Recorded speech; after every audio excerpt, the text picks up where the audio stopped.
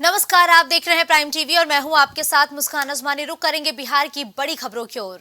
पटना में भारत सरकार के गृह राज्य मंत्री नित्यानंद राय ने भारत सरकार की कई योजनाओं का संबोधन किया है। नित्यानंद राय ने बताया कि इस यात्रा का उद्देश्य केंद्र सरकार की कई कल्याणकारी योजनाओं के बारे में लोगों को जागरूक करने के साथ लोगों के घर पर योजनाओं का लाभ पहुंचाना है। ये मोबाइल वैन हर दिन 2 गांवों को कवर करेगी। इसी के तहत विकसित भारत यात्रा जनवरी के महीने तक जिले के हर एक गांव को कवर किया जाएगा। वहीं मंच पर अंचल पदाधिकारी संजीव कुमार सिंह और भाजपा के अधिकारी मौजूद रहे।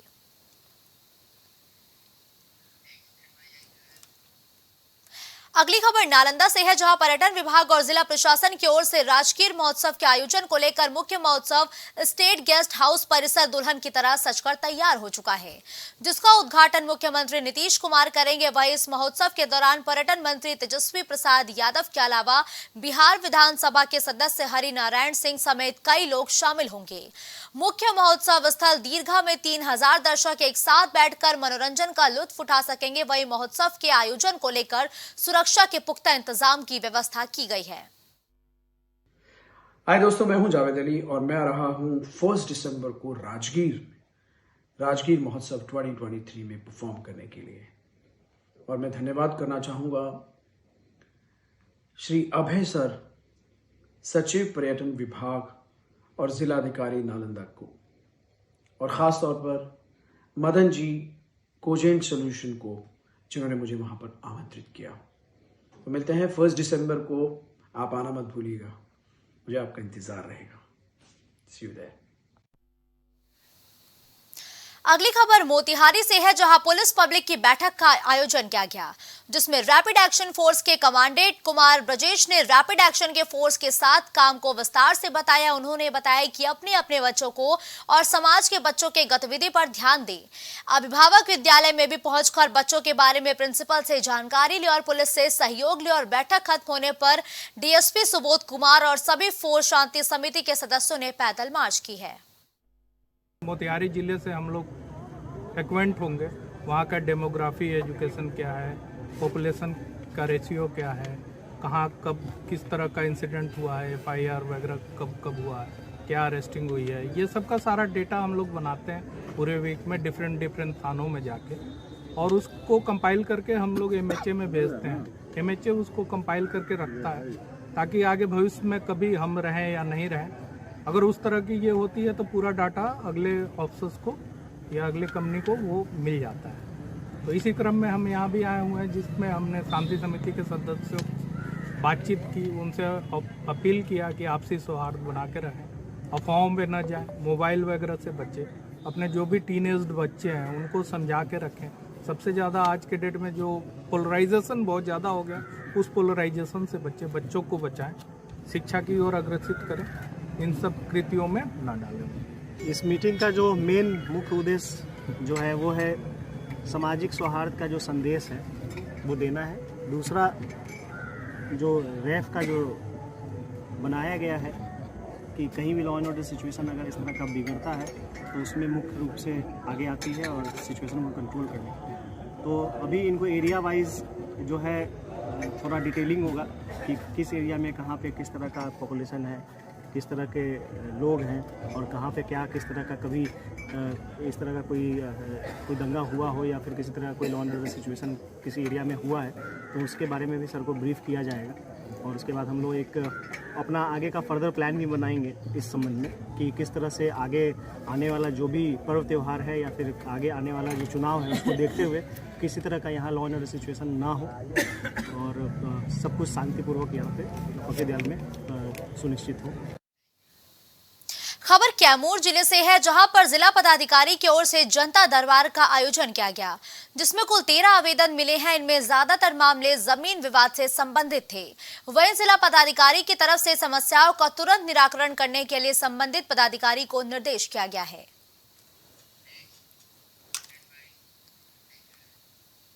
खबर नालंदा से है, जहां दहेज के लिए ससुराल पक्ष के लोगों ने नवविवाहिता की गला दबाकर हत्या कर दी है। वह मृतका के परिजनों का आरोप है कि पति सूरज यादव अक्सर दहेज को लेकर अपनी पत्नी को प्रताड़ित किया करते थे और पति की ओर से दहेज में बुलेट और 2 लाख रुपए की मांग की जा रही थी। मांग पूरी नहीं होने पर पति समेत ससुराल पक्ष के अन्य लोगों ने विवाहिता के शव को फांसी के फंदे से लटका दिया और पुलिस ने शव को कब्जे में लेकर पोस्टमार्टम शुरू कर दिया है। फांसी लगा दिया, जान के मार दिया। पैसा की डिमांड कर रहा था, तो पैसा गरीब आदमी हम कहाँ से उतना देते हैं। बुलेट गाड़ी मांग रहा था, तो कहाँ से हम देते, उतना पैसा नहीं है। 3 लाख हम 8 लाख रुपया दिए थे, फिर सामान दिए, फिर मांग रहा था। 1.5-2 लाख का सामान दिए, फिर मांग रहा था। पहले भी मांगता था क्या?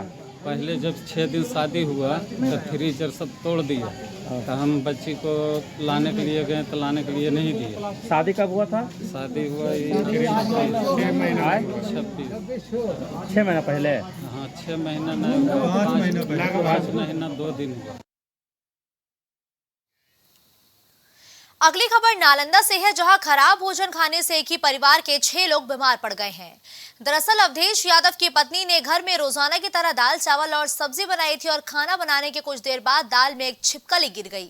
खाना खाने के कुछ देर बाद ही मालती देवी के पेट दर्द की शिकायत सामने आई, जिसके बाद उनकी तबीयत बिगड़ने लगी। वहीं परिवार के अन्य सदस्यों को अस्पताल में इलाज के लिए भर्ती कराया गया है। फिलहाल सभी खतरे से बाहर है। कचरा के अवधेश कुमार निवासी हैं। उनके घर पे एक बिछौती दाल में गिरकर मर गया है और वही 5 व्यक्ति घर के लोग खाए हैं। बस उसी के दौरान जब हमको सूचना मिली कि इन लोग खाए हुए हैं, मतलब दाल पिए हैं, तो उसी दौरान हमको पता चला। उसी दौरान हम सदर अस्पताल इन लोगों को लेकर आए हैं, जिनका इलाज अभी चल रहा है। बस आधा घंटा हुआ था, थोड़ा सा तबीयत खराब लगने लगा, उसी समय हम लेकर चले आए। कुल एक ही परिवार के हैं? हाँ, कुल एक ही परिवार के, एक ही घर के व्यक्ति हैं सर। मोतिहारी में अब अपराधी बेलगाम हो गए हैं। अब वो रोजाना दिन दहाड़े बड़ी घटनाओं को अंजाम दे रहे हैं। दरअसल एक सरकारी शिक्षक पर 2 गोली और कई बार चाकुओं से ताबड़तोड़ हमला किया गया। ये घटना चिरैया थाना क्षेत्र के समदा नहर के पास की है और घटना के संबंध में मिली जानकारी के मुताबिक सरकारी शिक्षक अपने विद्यालय के लिए सुबह करीब 9 बजे निकले थे। वह चिरैया थाने की गश्ती गाड़ी ने उन्हें अस्पताल पहुंचाया, जहां पर डॉक्टर ने उन्हें हायर सेंटर रेफर कर दिया है और जल्द ही घटना में शामिल अपराधियों को गिरफ्तार कर लिया जाएगा। घटना कहाँ की है? नहर पर। कौन नहर? मिस्र वगैरह थी। कहाँ? मिस्र दिया वो सब कौन चीज़ से था? बाइक से आके क्या किया है? रोक दिया गाड़ी को। हाँ, एगो पिस्टल दिखाएगा, लूटपाट भी किया है। ना गोली चलाना शुरू कर दिया, ना हम दिया, सीधे रोक के गोली चलाने शुरू चाकू मारना शुरू कर दिया। वो बोले हैं कि मोबाइल हम मतलब कॉल डिटेल्स के लिए वो मोबाइल रखे हैं, लेकिन फिर हम सदर हॉस्पिटल में गए हैं, वहाँ पे कोई व्यवस्था नहीं था, तो फिर वो ट्रांसफर किया है मुजफ्फरपुर लेके जाइए, फिर हमको यहाँ लेके आना पैंट है, पैंट भी कटा हुआ है, पैंट चाकू लगा है, चाकू लगा है। और क्या लग रहा है लूट वगैरह के दौरान हुई है? मुझे तो ये लग रहा है कि लूटा वगैरह गया है। बाइक थाना के पास है, बाइक थाना के पास है, हेलमेट भी थाना के पास है, लेकिन जान से मारने की बात की गई है, क्योंकि मतलब माने कि गोली लगाना, चाकू मारना। बाढ़ में साइकिल और मोटरसाइकिल के बीच भीषण टक्कर में 4 लोग गंभीर रूप से घायल हो गए हैं।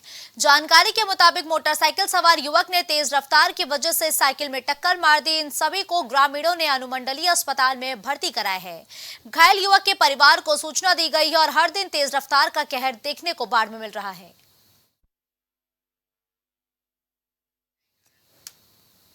बाढ़ में बाइक सवार ने सड़क पर चल रहे युवक को टक्कर मार दी है, यानी कि एक बार फिर बाढ़ में रफ्तार का कहर दिखा, जिसके बाद युवक की घटनास्थल पर ही मौत हो गई है। इस दौरान गुस्साए ग्रामीणों ने घटनास्थल को कुछ समय के लिए जाम कर दिया।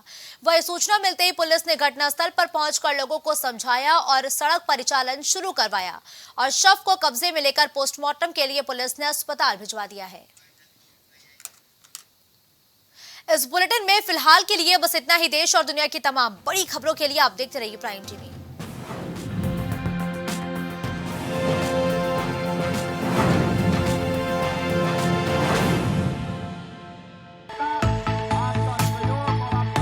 कुछ भाव पुष्प।